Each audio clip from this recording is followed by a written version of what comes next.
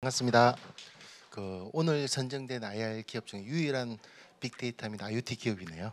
네, 잘 부탁드립니다. 저희가 발표한 내용은요, 이번에 팁스 과제로 선정됐고 이제 이번 달 이제 7월 말에 과제 성공적으로 완료했습니다. 내용 좀 설명드리도록 하겠습니다.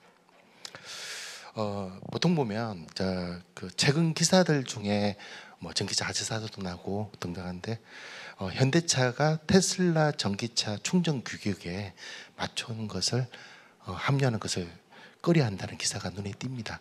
왜 그런가 하면 충전하는 와중에 테슬라는 또는 다른 기업이 현대차의 데이터 자산을 가져가면 어떨까 그런 걱정이 많이 우려가 된다는 거죠. 그러니까 전기차로 충전하는 PLC 통신 때문에 그렇습니다. 그래서 이제 이 데이터는 관리하는 누군가가 권력을 잡을 것이라고 하만의 전 의장 드니스 펠리웰 전 의장이 이야기하기도 했습니다. 원시차 업체들 CEO들은 대부분 다가 2030년대까지 자동차 산업을 이끌 핵심 트렌드로 자동차뿐만 아니라요, 주변 정보, 그러니까 익스텐드 비이클을 빅데이터를 활용한 가치 창출을 뽑고 있습니다. 오늘 현재 시점에도요, 다양한 IoT 모빌리티 융복합 사업이 출현하고 있는데 각종 센서의 유의미한 분석 가공이 결국은 시장이 성패를 잡을까 해서는 이견이 없습니다. 저희 회사는요, 자동차 센서 또는 운전자 센서 데이터를 수집하는 디바이스를 제조하고요, 이 디바이스를 기반으로 데이터를 분석, 융합, 가공하는 데이터 허브 서비스, SaaS를 제공하는 회사입니다. 저희 자동차 단말은요, 저희 자동차 단말이 보시는 화면 우측에 데이터 3초 설치라고 되어 있죠. 그래서 자동차 OBD 단자를 통해서 연결을 해서 자동차의 센서 정보들을 가져오고요. 단말 내에는 GPS나 IMU는 다양한 센서들이 뚜껑이 돼서 정밀 체크 등을 통해서 사고, 고장, 위험 이벤트 등을 감지해서 이거를 저희 플랫폼 서버에 5G나 LTE 통신을 통해서 데이터 통신을 통해서 데이터를 전송하는 국제 표준 OBD 기반의 자동차 통신 수집 디바이스입니다. 저희가 접근하는 건 이렇습니다. 예를 들어서 자동차는 많은 정보들이 보고 있어요.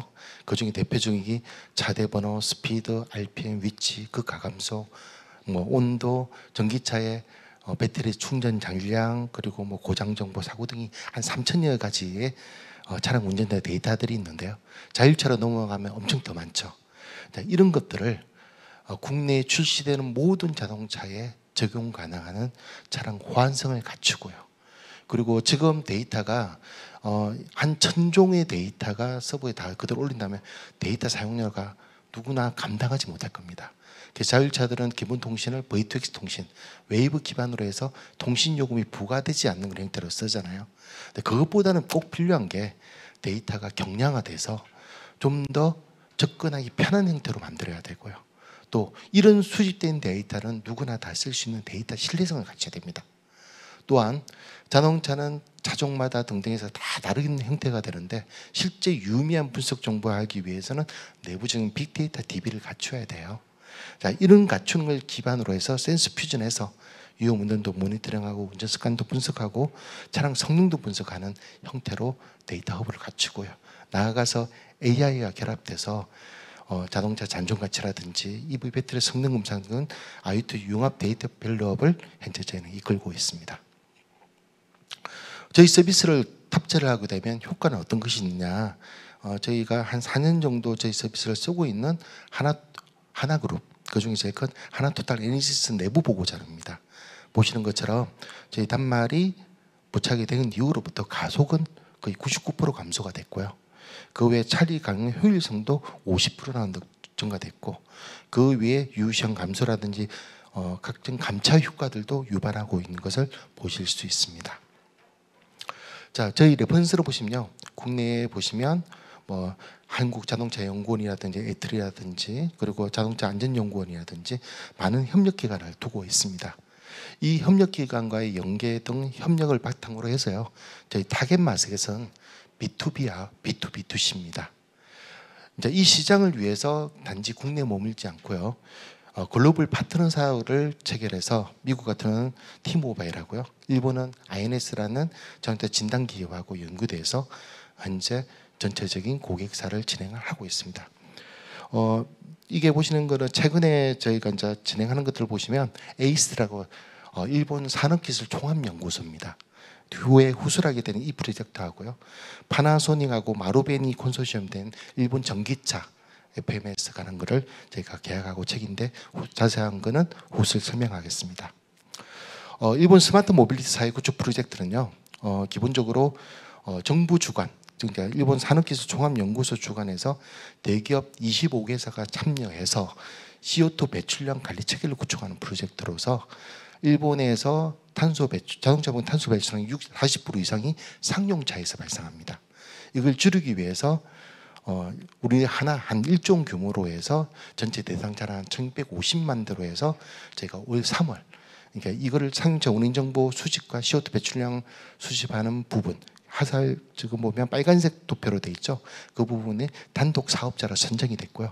나아가서 아웃풋컴이라고 해서 이제 나아가는 시장, 탄소 거래 시장까지 나가게 되는 규모입니다. 그래서 일본의 보면 표준화가 좀 일본 내부 상용차는 전혀 돼 있지 않거든요. 그래서 신호나 후수나 이스지 같은 트럭들의 센스 데이터 개발 검증하고 하는 작업을 오래 하고요. 내년부터 27년까지 대규모 차량 장착 실증을 하게 됩니다.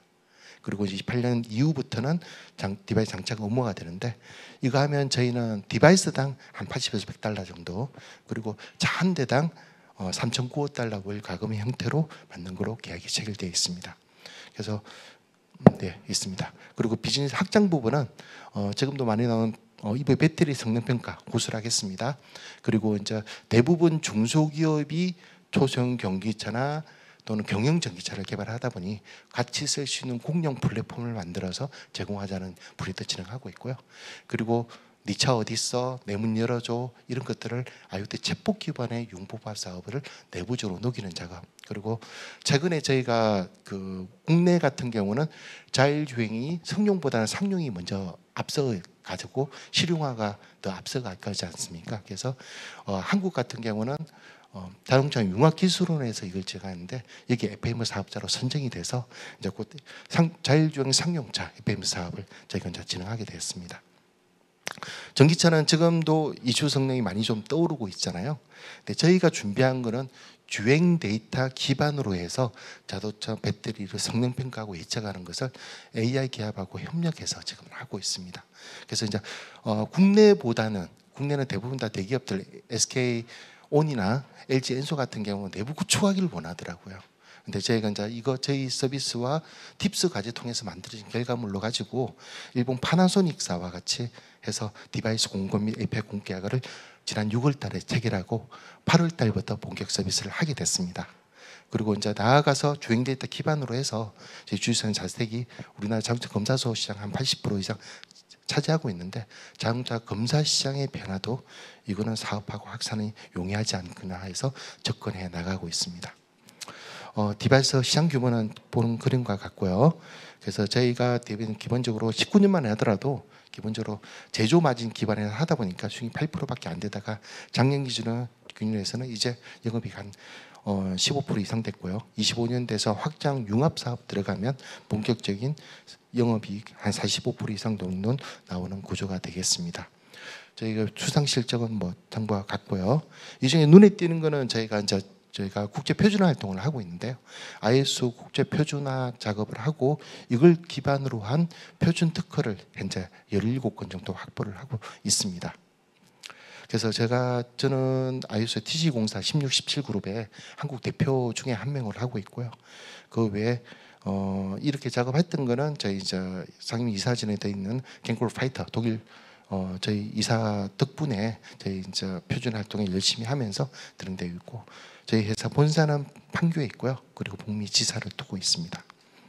예, 그래서 이제 16년부터 16까지 이제 제품 개발하고 시장 검증 단계에 있었다면 21년부터 24년까지는 저희가 비즈니스 모델을 사업하는데 치중하고 있고요. 그리고 25년 이후부터는 융합 비즈니스 스케일업을 달성해서 본격적인 매출 상승을 기대하고 볼만하겠습니다. 예, 옵션이고요. 그리고 저희 지금 이제 시리즈 A 진행 중에 있고요. 그리고 투자 자금들은 앞으로 용도로 쓰고 있고 기업 가치는 한 230억 정도 밸류를 하고 있습니다.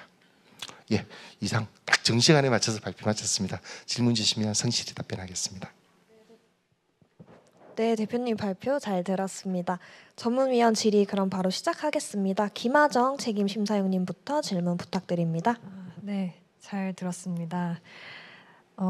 제가 드릴 질문이 한 3개 정도 되는데 좀 집약적인 질문이긴 하거든요. 기술적으로는 제가 좀 깊이 알 수 없을 것 같아서 우선 첫 번째로 이 아까 디바이스를 차에다가 꽂는 사람은 고객이잖아요. 고객이 이거를 꽂게 되는 필요성이 조금 궁금하더라고요.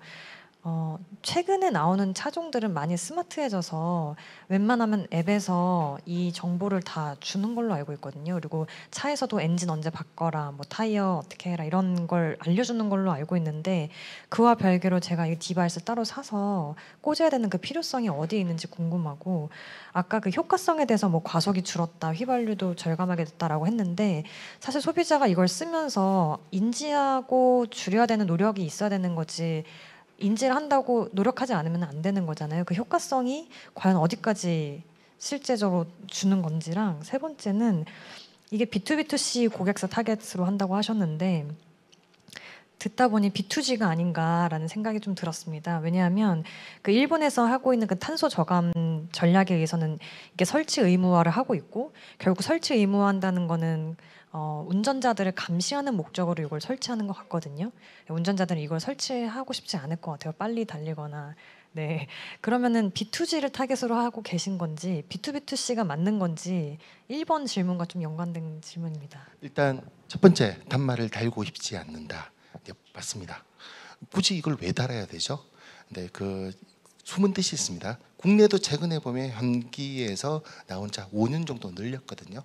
그러니까 블루링크나 그 같은 서비스를 5년 정도는 가금하지 않겠다. 그 차값에 녹아져 있는 거잖아요. 현기의 70% 차량이 미국의 수출 차량이 렌트카에서 나가는데요. 거기에는 아예 블루링크 등이 탑재가 되어 있지 않습니다. 자, 그런가 하면 왜 렌트카에 많이 나는 게 절대적으로 많은 거죠. 근데 그게 차값에 영향을 미치니까 아예 탑재하지 않고 있고요. 차에서 내비게이션 같은 걸 업데이트를 하려고 하면 그 잘 하세요. 책임님 같은 경우는 잘 하십니까? 보통 보면 다 안 해요. 저도 그걸 돈 내고 3만 원 또는 현기에 가면 3만 원 내줘야 업데이트를 지도 업데이트를 합니다. 그러다 보니까 대부분 다 티맥 같은 클라우드 서비스를 쓰죠. 예, 그런 니즈가 있는데 사실은 제가 왜 B2C보다는 B2B, B2B2C인가 하면 기업은 니즈가 다릅니다. 뭔 말인가 하면 기업에서 법인 차량이 하나도 따라 될 대표적인 케이스인데요. 어떤가 하면 회사 차를 빌려서 나가서 개인 볼일을 봐요. 그게 이제 보면 차량이 경로든지 위치든지 여기서 시동 왜 껐어? 경로하는 게 아니라 그걸 모니터링을 하다 보니까 차 이용률이 확 떨어져요. 또 개인차보다 법인차가 사고율이 5배가 많습니다. 통계로 그대로 나와요. 그러면 감시 목적이 있는 거죠. 관리 가속하거나 위험 운전을 하면 관리자한테 통보가 와요. 관리자 통보니까 내가 팀장한테 등등 하니까 안 하는 겁니다. 또 세 번째, 제일 중요한 이유인데요. 저희가 공항 리무진 차량을 국내에서 모니터링을 하고 서비스를 하거든요. 극가속 감속을 하면 30대 정도 가진 공항 리무진 회사가 연간 2,500, 아니 월간 2,500만의 유류비 차이가 나요. 그러니까 극가속 감속에서 특정 지역에 나오니까 운전교육에서 그런 거 안 하려고도 하거든요. 성격 안전도 문제되니까. 그러다 보니 유류비에서 2,500만 원 차이가 나니까 엄청 크지 않습니까? 월간. 근데 그렇기 때문에 오히려 기업이라든지 이런 서비스의 효율성이 큰 거죠. 예, 그리고 두 번째 질문 산총량가 B2G가 아니냐 하는데 일본에는 정부 주도한 건 맞습니다. 공동 펀딩에서 1조 원 정도를 만드는 건 맞는데 탄소 데이터만 수집하지 그러면 일본의 말 그대로 택배사라든지 일본 우편이라든지 이런 데들은 내부적으로 차량 관리 FMS가 필요해요. 그러면 이제 탄소 배출량만 정부 산촌용에 보내고 나머지는 자기가 그 기기를 통해서 쓰는 데를 목적으로 합니다. 그래서 저희 일본 내에 있는 AWS 저희 서버를 통해서 산총료를 보내고 기업들한테는 혜택 주는 서비스로 기획을 만들고 있거든요. 그래서 이제 이게 의무화되면 일반적으로 기업한테는 그냥 달지는 않잖아요. FMS를 한다든지 차량 관리를 한다든지 그런 게 목적이고, 저희가 이제 이런 장비들이 앞으로 자율차가 넘어오는데, 자율차의 차량 관제는 FMS는 분야가 다릅니다. 무슨 말인가 하면, 지금까지는 차가 어떻게 다니는 관제 목적이었다면 자율차 FMS는 펠오버, 고장이 날 거를 미리 예측하고 방지하는 게 예방 목적이 큽니다. 그럼 특정 시스템들을 자율차 같은 게 한 12개 또는 15개, 요즘 하이브리드 차 나오는 거 같은 시스템이 한 20몇 개 돼요. 고급 자율차도 더 많아지죠, 전자장치가. 근데 그런 것들을 확대시키는 거를 하고 미리 예방 목적의 모니터링이 커요. 그렇기 때문에 데이터를 하는데, 그럼 자율차가 됐다고 해서 뭐 한 달에 1기가 정도 또는 10기가 정도 쓴다면 통신요금 다 누가 부담하겠습니까? 못하거든요. 데이터를 적게 쓰면서 어떻게 모니터링 할 건가가 초점돼서 움직이고 있습니다. 답변 다 한 거 맞나요? 네, 질문과 답변 감사합니다. 그럼 다음은 이협수 이사님 질문 부탁드립니다. 제가 판단했을 때는 뭐 커넥티드카 관련된 뭐 시장에 대한 규모는 매우 커질 거고, 관련된 아이템으로서 성장이 기대되는 부분은 분명하게 있다고 보여지거든요. 근데 첫 번째로 아까 저희 OBD 디바이스 관련된 일본 비즈니스 관련해서 거의 솔벤더처럼 이렇게 됐다라고 말씀 주셨는데, 뒷단에 그 매출 포캐스팅 부분에서는 그게 매출이 반영이 안 된 것 같아서 그게 첫 번째로 궁금하고, 두 번째는 저희가 OBD 사업을 하다가 약간 밸류를 애드온 하기 위해서 배터리 성능 평가 솔루션을 붙이신 것 같은데, 제가 봤을 때 아까 그 장표에 보니까 아이폰이나 뭐 갤럭시에도 있다시피 휴대폰의 뭐 충전량, 수명, 급속이냐 완속이냐 뭐 이런 정도 수준의 데이터를 이제 시각화해 주시는 것 같은데, 이 시스템이 시장에서 과연 어떤 파급력을 가질 수 있을지 좀 궁금합니다. 일단 먼저 이거부터 좀 질문 답변 드릴게요. 매출 구매는 보시면 25년부터 27년간 대규모 실증이라고 돼 있어요. 전체 의무화 답지되는 게 아니고, 일본에는 기본적으로 상용차는 국제 표준을 지키지 않습니다. 차마다 특성과 이런 것들이 다 다르더라고요. 그러니까 지금 저희 때문에 그런지 모르겠는데, ELM327이라는 중국이나 대만 칩셋사가 텍사스 인스트루먼트 거를 복제해서 한 게 기반적으로 OBD가 널리 펼쳐져 있는 거예요. 근데 그게 사실은 채널 1만 지원합니다. 표준 기반으로 돼 있는데, 히노나 그 이스지나 후소 같은 경우는 채널 8번이나 12번을 씁니다. 원천적으로 데이터를 수집하지를 못해요. 그리고 이제 거기에 대한 해석값들을 모르기 때문에 저희가 솔밴드로 됐다는 이유인가 하면, 저희가 일본에서 일본 차종 대상으로 이걸 해석해서 운행 정보로 센서값을 줄 수 있는 것은 유일한 기업이 맞습니다. 네. 그리고 이제 왜 누구만 가능하냐? 일본의 진단기 업체가 일본 시장 지금 1위를 하고 있거든요. 저희가 못 가진 그 피아드 정보는 거기서 공급을 받아서 협업해서 진행을 합니다.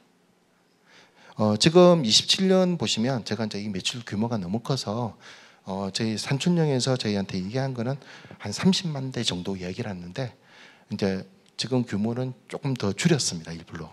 그래서 추정 매출 맥스와 민 값을 좀 줄여서 제가 해서 이제 디바이스 가격은 얼마까 구독료는 얼마까 표현을 했고요. 그리고 두 번째 질문, 배터리 성능 평가 얘기하는데, 단순히 차에서 놓은 센서가 보여주고 그러진 않습니다. 무슨 말인가 하면요, 전기차가 화재 사고를 많이 나는데, 예를 들면 화재 사고 날 때 제가 먼저 열 폭주가 일어날 것 같은 예측이 들면 어떻게 해야 될까요? 지하 주차장에서 빨리 지상으로 옮겨야 될 거 아닙니까?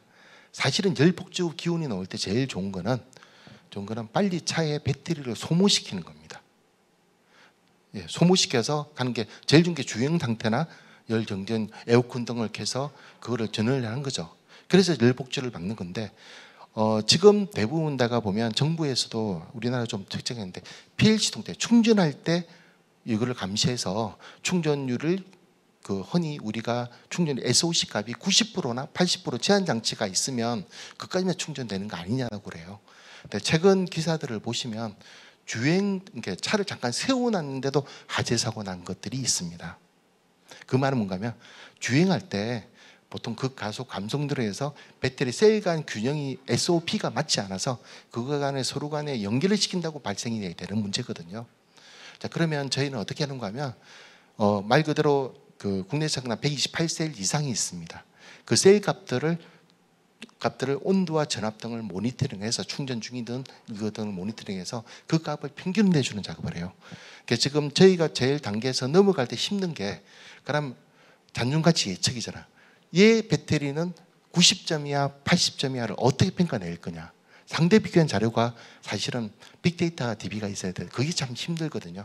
평가 지표화 시키는 게. 근데 그거를 이제 파나소닉하고 하면서 올해 일본차를 대상으로 진행할 그걸 지금 잡고 있습니다. 됐나요? 네, 답변 감사합니다. 추가 질문 따로 없으시죠, 이사님? 네. 네, 그럼 다음으로 이강우 수석 심사위원님 질문 부탁드립니다. 네, 발표 잘 들었고요. 그 사실 OBD 데이터라는 게 그 캠퍼스 상에서 일부 데이터를 이제 법규 때문에 뭐 배기가스 관련된 데이터를 일부 좀 보여주는 건데 제가 생각하기에는 사실 그 OBD 통해서 취득할 수 있는 데이터 되게 제한적이라고 생각하거든요. 아까 뭐 3,000가지 뭐 말씀하셨는데 사실 그거 진짜 일부 데이터고 완성차 업체는 사실 훨씬 그거보다 뭐 몇 배 더 많은 데이터를 보고 있는 거라고 생각을 해서 저는 사실 그 OBD 데이터에 대한 그 접근 진입 장벽 되게 낮다고 생각하거든요. 그래서 대표님은 사실 그 OBD 데이터 가지고 좀 되게 주행과 관련된 되게 의미 있는 데이터를 뽑아낼 수 있는 게 사실 좀 핵심인 것 같은데 저는 이게 사실 서드 파티가 할 수 있는 비즈니스냐에 대해서 사실 좀 의문이 있어가지고 그 데이터의 좀 의미를 어떻게 보시는지 그게 좀 궁금합니다. 그 흔히 일반적으로 아까 말씀하셨던 그 수석님께서 말씀하는 것처럼 그러니까 ELM327 중국 칩셋으로 하면 일부 제한적으로 봐요. 저희가 자동차 검사를 하고 국내 자동차 검사 시장에 들어간 지가 한 이게 모기업이 된 게 한 30년이 넘거든요. 국내 한 85% 장악하고도 있고요. 시장 그러면 자동차 검사장이 우리나라 보면 일부 데이터만 검사하는 게 아니라 배출 감소 검사부터 시작해서 모든 데이터를 보잖아요, 그죠? 저희가 EV6라는 한 종만 처음에 프로토타입을 한 게 저희가 접근할 수 있는 데이터를 리버스 엔지니어링해서 한 3,500가지가 됩니다. 그 중에서 BMS 모터만 집중적으로 보거든요. 그리고 이제 그 외에도 필요한 것들이 보면 자율주행 넘어가면 ADAS 시스템도 봐야 되고요. 그리고 이제 우리가 자선 감지하는 장치, 그리고 이제 브레이크 장치 시스템 다 구분돼 있잖아요, 그죠? 그런 거 다 봐야 되기 때문에 어떨 때는 참 힘들었어요. 네. 그래서 이제 이를 실제 누적하다 보니까 삼성이 다 볼 필요 없이 그 중에서 핵심 요소는 뭐 부분을 봐야 된다는 게 이제 리스트업이 되어 있습니다. 그리고 또 하나가 중요한 게 사실은 운행이라고 말하는 거는 시동 전 때 봐야 될 액션이 다르고요. 주행 중 봐야 될 액션이 다르고 주행이 끝나고 났을 때 액션이 다릅니다. 저희가 데이터를 가변적으로 채널 돌리듯이 돌립니다. 그래서 이제 시동이 끝나고 나면 각 배터리 셀 간을 쫙 점검을 해서 이상 셀 간 변화 편차가 뭔지 이런 것들을 확인하는 작업을 합니다. 그러니까 진단기가 자동차 검사 진단기가 그대로 들어와 있다고 생각하셔도 돼요. 그게 모든 걸 다 진단기는 사람이 액션에서 움직이잖아요. 근데 저희는 그게 자동화되는 툴 형태로 구현해서 점검할 포인트들을 확인하는 작업들을 한다고 이해하시면 될 것 같습니다. 그 뭐지? 네. 그 리버스 엔지니어링 통해서 지금 DB 좀 읽으신 것 같은데, 그러니까 사실 이거는 그냥 완성차 업체에서 비트 하나 바꾸면 다 바뀌는 거잖아요. 그러니까 사실 이게 리버스 엔지니어링이 좀 한계가 있다고 보긴 하거든요. 지금 보면 대부분 다가 리버스 엔지니어링은 다른 것보다는요, 표준으로 CAN 표준 그리고 상용차거든 제1구상 표준 확장돼 DA까지 확정돼 있거든요. 그럴 때는 기본적으로 가져옵니다. 가져오는데 전기차나 하이브리드카 같은 경우는 아직까지 표준화가 안 돼 있어요. 그걸 선언적으로 한다고 이해하시면 될 것 같아요. 그리고 일본 같은 경우는 연료세 차대번호도 마저도 안 써요. 차대번호가 12자리도 있고 10자리도 있고요. 그러니까 그렇게 자동차 강국이 내수 시장은 다 메이커더라고요. 그러니까 이해가 안 됐어요. 그런 부분들이 다른 것 같은 경우는 왜 지금까지 제가 일본에서 저희가 했느냐 하면 다른 기업들은 못 해냈거든요. 그러다 보니 저희까지 기회가 온 거예요. 저희가 희노란 차종을 먼저 보여주니까 되네. 그래서 정부들이 실제 작업을 들어갈 수 있고 계약까지 하게 된 거였습니다. 네, 답변 감사합니다. 저희 다음은 안여경 심사위원님 질문 부탁드립니다. 네, 발표 잘 들었습니다.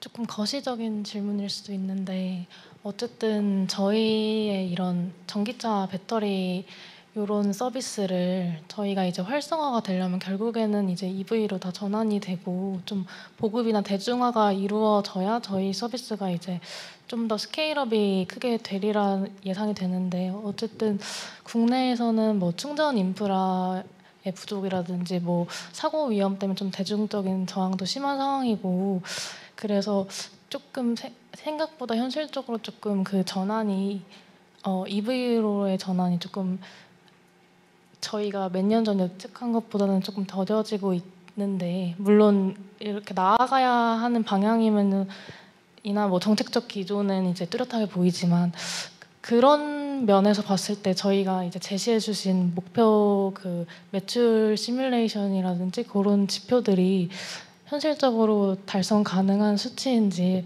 간단히 말씀 주시면 감사하겠습니다. 예, 전기차가 그 일본 그런 것들이 있어요. 이게 자동차가 존재하는 너는 자동차만 하는 기업이나 그럼 저는 외부적으로는 저희는 자동차만 하는 기업 아닙니다.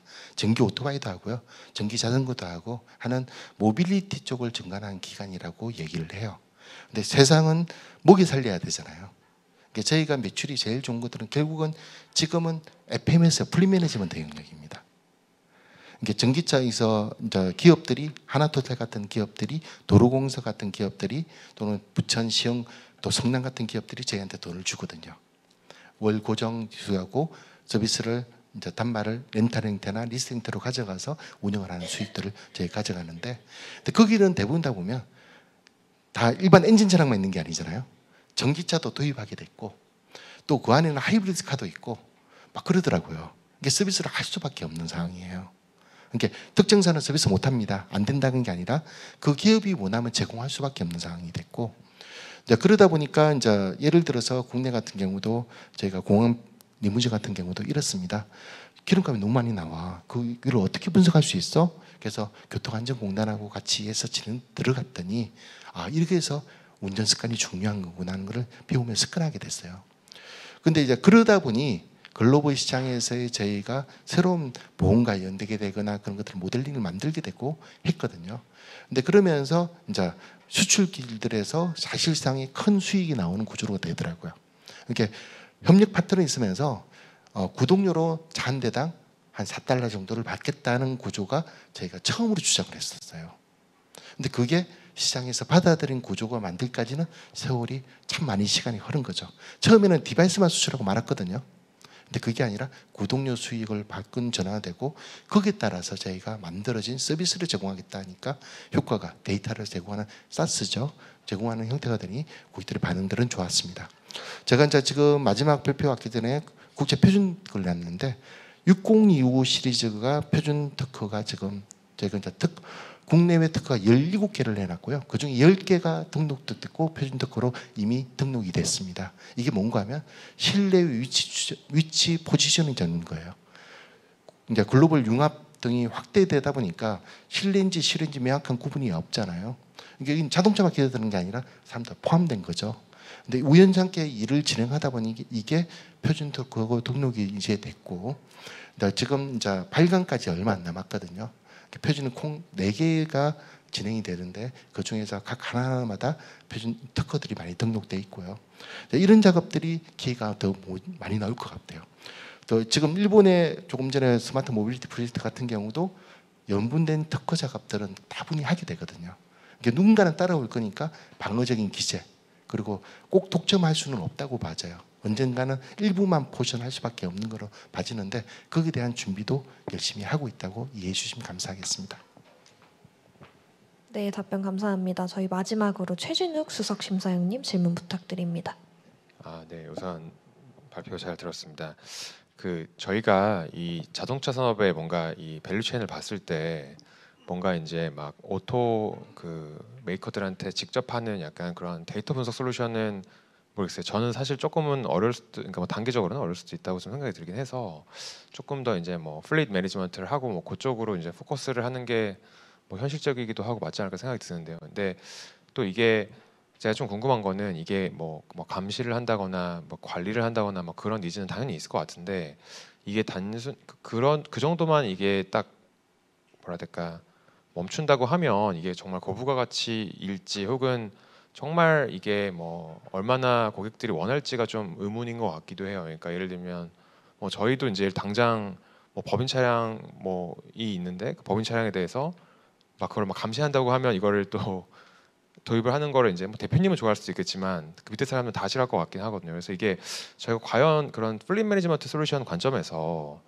저희의 정말 그 킬러 뭔가 그 효과, 컨텐츠 그리고 이제 그걸 어떻게 저희가 세일즈를 하고 계시고 이게 고객한테 왜 먹히는지 그런 걸 좀 더 잘 설명해 주면 좋을 것 같아요. 예, 제가 그 수석님 말씀드린 것에서 참는데 아까 예시만 들어서 얘기한 건데 다른 예시를 하나 제가 보여드려 볼게요. 사실 플릿 매니지먼트 차량 관리하는 데는 뭐 있어? 의미가 뭐 있어? 하는데 논제를 좀 들려서 저희가 성남, 부천 지역에 뭘 하고 있냐면 청소차 관제를 합니다. 근데 보면 부천 같은 경우 한 해 쓰는 청소 우리가 용역 비용이 480억을 씁니다.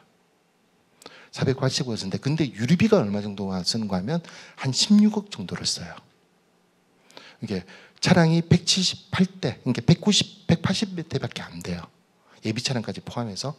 근데 실제 연비가 얼마나 오는가 하면 이제 비용은 문가 계산서는 그렇게 되어 있는데 실제 유류비는 한 7억 정도, 7.8억 정도 쓰더라고요. 그것도 마음대로 운전하고. 그래서 이제 이 비용들을 가해서 차가 어떻게 운행한가에 따라서 거기다가 인건비도 나오고요.